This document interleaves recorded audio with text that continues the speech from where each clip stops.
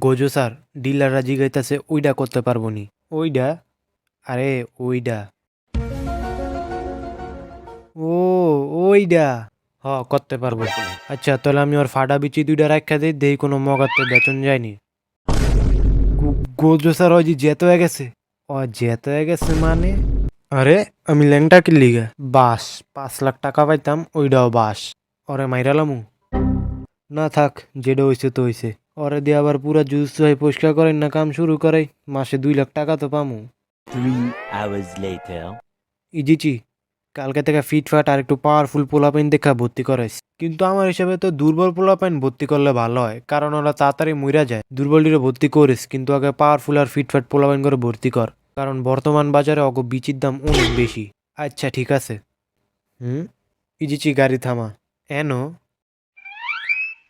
আচ্ছা তুই যা, আমার এনো কাম আছে। এই গভীর রাইতে আপনি এনো কি করবেন?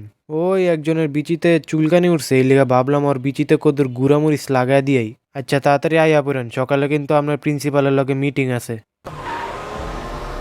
নাই, তো চুলকানি ঠিক করে দিই।